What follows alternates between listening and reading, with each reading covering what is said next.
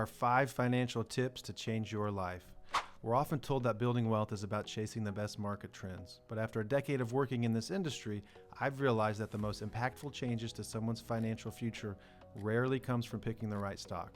If you're living here in Brevard County, I want to walk you through 5 tips. My goal today is simple: to help you look at your own plan with a more critical eye so you can make decisions that actually serve your long-term goals. Tip number 1, stop paying taxes on phantom gains. First, let's talk about how you're taxed. Many people hold mutual funds in their taxable brokerage accounts without realizing they're creating a tax drag. By law, these mutual funds have to pass their internal capital gains on to you every year, even if you never sold a share.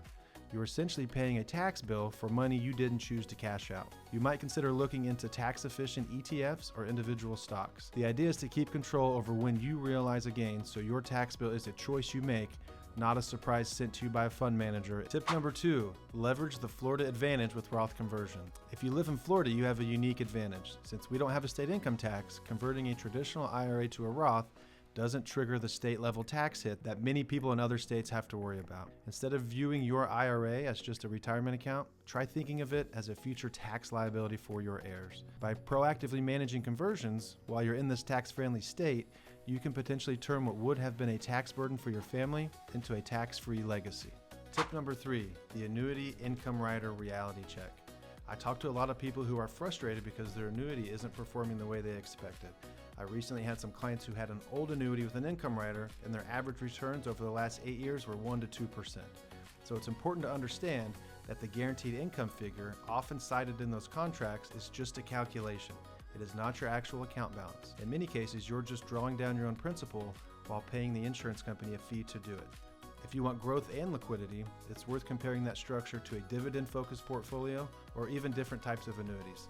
Sometimes you can achieve the same goal without the restrictive riders and the high fees. Tip number 4, give while living. I've noticed that many people are so focused on saving for a goal that doesn't exist or that they won't realistically spend, that they miss the opportunity to help their families while they're still here to see it.